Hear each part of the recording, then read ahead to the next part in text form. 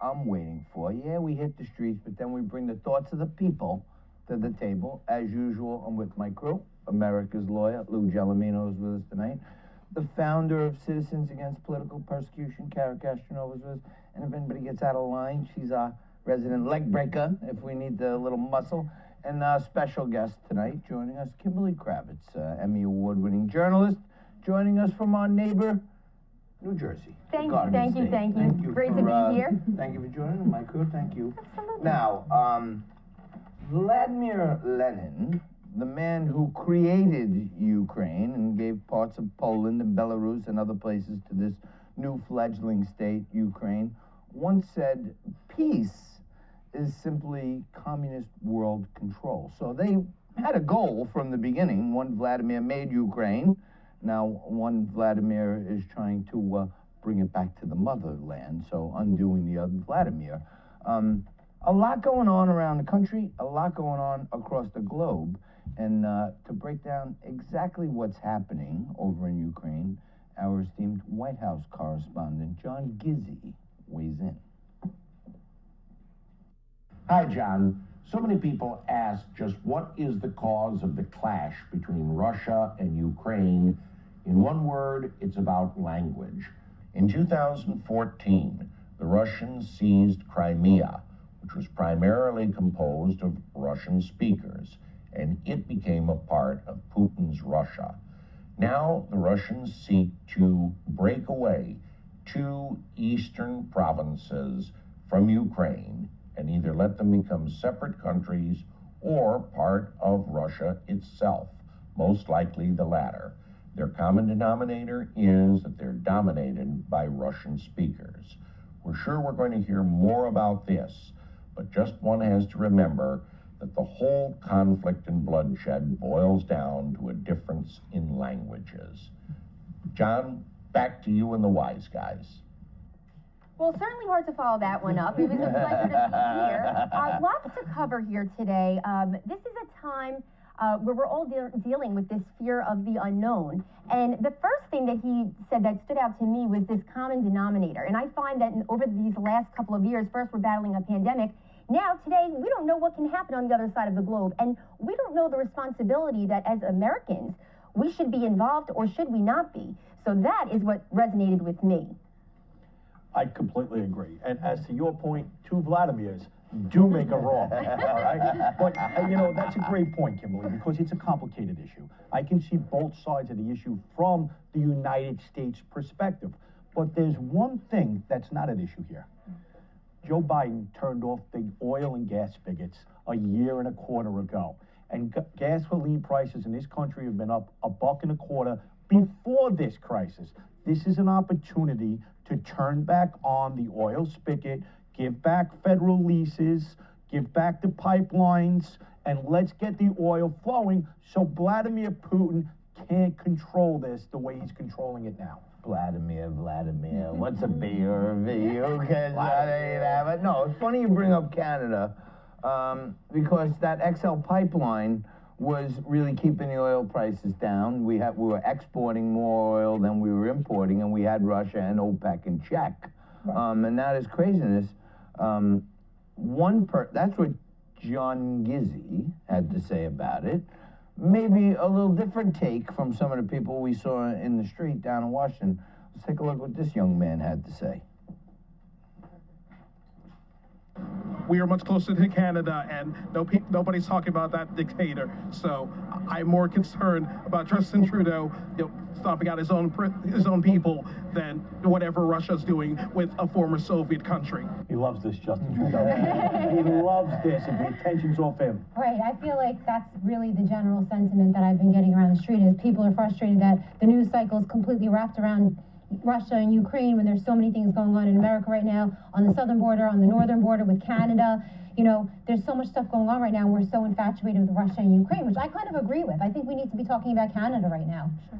Yeah, a lot of the people that we talked to out in the streets were talking about, well, if Trump was in office, this wouldn't be happening. And I think the truth of the matter is there's weakness being demonstrated from this administration across the world. I think China's lurking, trying to figure out when their moment is to come in on Taiwan. I guess anything could happen right It could be World War III. We don't know what we have in our hands. And as I said, it is that fear of the unknown. And I'm speaking not only as a journalist, but as a civilian. I'm concerned. I'm certainly concerned, but why didn't Putin go into Ukraine in 2018? You know why? Because oil was $30 a barrel and the spigots were flowing. This was the prime opportunity. He's sitting there. Russia is making a fortune at $100 oil. Yep. He's making a fortune. And you're right. You're right, Kara. We got problems. Now, we don't have problems. We have major issues at our southern border. We have our northern friends that are supposed to be our closest allies basically declared martial law up there, and we're worried about what's going on in Europe, and rightfully so, but we got some other issues we need to deal with. Right, I feel like people just are distracting themselves. I mean, really, what does the average American know about this crisis going on? We don't know that much. I mean, I know because I researched, but the average person doesn't know anything about Ukraine or Russia, so for us to commentate on it when there's so many things going on right now in America. I'm going to say one thing. You know what the average person knows? When you go to the hospital, you have to wait 4 hours because our hospitals are overloaded with illegal immigrants. You know what the average person knows? When you go to school, they have to teach in a second language because our schools are overloaded with illegal immigrants. That's what the average person knows. And the average person knows that we're paying $1.40 more a gallon for gas. A lot of people are saying this could be just another distraction from stuff that's going on and some of the failures that Biden has right now. This is just another distraction to throw the attention away. Something that we weren't dealing with 4 years ago. Right, exactly. That's for sure. And I'll just leave it at this. Natural gas and oil are weaponized now. It's part of our national defense. When Donald Trump was out there producing oil, letting them pump on federal lands, bringing in the Keystone Pipeline, we were a net exporter. So we were in control. And now we're giving Vladimir Putin, from what I understand, $1 billion to $2 billion a day in oil sales, which Joe Biden could easily turn that off by releasing oil from our strategic reserve and saying that he's reinstating the XL pipeline. And then Vladimir Putin's pockets dry up to go to war against Ukraine. So lots more to talk about on that front, that's for sure. And we're going to take a quick break right now, but we are going to come back. And when we come back, we're going to reveal to you everyone's wannabe of the week, because last week we introduced this new segment, and it was fun. And the big shots over at the headquarters thought it was fun, so they're letting us do it again. We're going to bring you the wannabe of the week right after this. Don't move. You're watching Wise Guys. Back after this.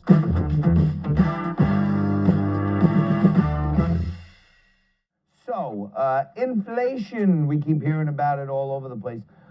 Little side note you may not have noticed, approximately 20% of all dollars in circulation today were printed in the last 18 months. So some simple math by me is the dollar in your pocket is really worth 80 cents. And they can tell you about supply chains and all this other stuff, but it comes down to simple math. Now, Kara, when we hit the streets, I struggle to get people to talk to me. And, of course, all the guys gravitate right over to you, and you wow them with your wisdom and intelligence. But we did have one guy, I thought, who kind of had his finger on the pulse of inflation. We hear about food and French fries, but this guy, I thought, had an interesting take. How is inflation hitting the hardest in your household? I would say the fees associated with Uber Eats, Grubhub. I mean, I'm a single guy, so... You know, I order out a lot, and it's, whether it's service fees, getting on top of whatever, it's like, I used to be able to get any meal I wanted pretty much for around 20 bucks delivered. Now it's closer to 30. So I'm glad he's laughing, because I gassed up from our neighbors in New Jersey. In my little 4-door car, it cost me about 60 bucks. Now that's nothing to sneeze at. You can't go to the grocery store. I mean, I think I paid like $2 for a red onion. It's just not normal. And these are things that we've seen. And I'm 30 years old. This is without a family. I mean, now what happens when I look to my future? How am I going to be able to afford this? Yeah. So, I mean, what he said, I'm glad he's a single man. I'm sure his pocketbook is being, he's feeling it. But well, I'm a single person too. I know that's hard to believe. Oh my God, who would believe it? But yes, and I did, and I feel like it's true, especially when going to the grocery store. The bill is going up, and I'll come home with less bags. And also, Dollar Tree is now $1.25. And it makes a big difference. At first you say, what's 25 cents? But when you're buying I like that move, right? when you're buying $100 worth of stuff, then that's 25%, like you said, Lou, increase. How do you actually spend $100 in Dollar Tree? I'm not trying to do Dollar Tree actually- advertisement right now, but it's very easy to spend $100 at the Dollar Tree. You two girls are single. I'm happily married. Ladies, don't worry about it. I'm happily Answer married. yourself, ladies. Yourself. But, you know, you make a fantastic point, right?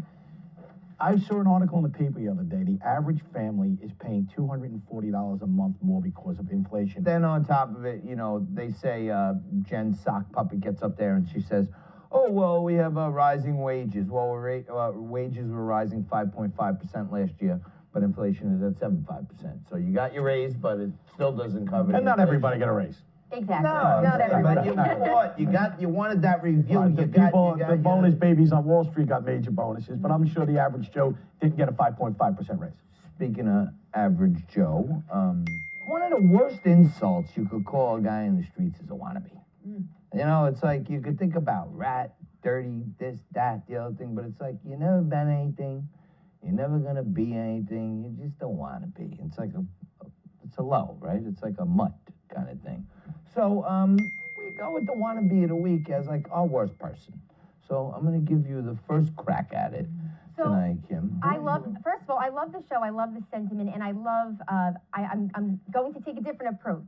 So after speaking with some people and getting a test of how, you know, the civilians feel, Americans want to be in the know. And that is, I feel, an angle that is not being reached, especially through the news.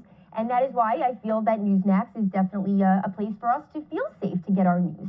Because right now is a time that we are very fearful of the unknown, and I do believe that we want to be in the known, and that is something that we all deserve. So NewsMax is Sure. the anti-wannabe. Right, so I'm saying that Americans want to be in the know. People want to know. That's why they have to watch Newsmax. And that's why they're tuning into us, the wise guys. So. Who's your wannabe of the week? My wannabe of the week is Joe Biden, who, in my opinion, is the wannabe president, the wannabe leader of the free world. And I really want to have faith in him because I hate America being embarrassed, and you want to have faith in your own president. It's just really hard to do. I feel like we look terrible to the rest of the world. Putin is stepping all over him. The rest of the world is just laughing at us. So, I mean, I know everybody picks on Joe Biden right now. Let's go, Brandon. But I'm just going to have to say that Biden is my wannabe of the week. He's the wannabe president, and we all know it. Lewis? My wannabe of the week is simple. Any politician that is still advocating for masks on children in school is the wannabe of the week. We're tired of it. Our children are tired of it, and it's got to be ended soon, if not right now. We're not going to vote for you next time. Make it clear to everybody. Do not vote for politicians that are advocating for masks. I love it, Lou. Next week, try to bring your A game. Get a little more energetic when you're coming out with your stuff. But my wannabe of the week is former Republican, lamestream media commentator Joe Scarborough, otherwise known to me as Morning Joke. This guy was hanging out, palling around with Donald Trump, and he wanted to be vice president. As soon as Donald Trump passed him over, then all of a sudden MSNBC and Mika and Joe started attacking him. So this week, he took Republican House members to task for not supporting the president after sitting there and attacking our president for the last 4 years. Morning Joe is a morning joke. He's my wannabe of the week. Kimberly Kravitz, thank you so much for having joining me. us. Anytime. And, to my crew, thank you so much. And every week we break it down like no one else does on television. We hear your voices and we bring it to the table at the sit down right here at La Fontana. And no matter what, every single week we will continue to fight for truth, Justice, And the American way. See you again next week right here on NewsMax.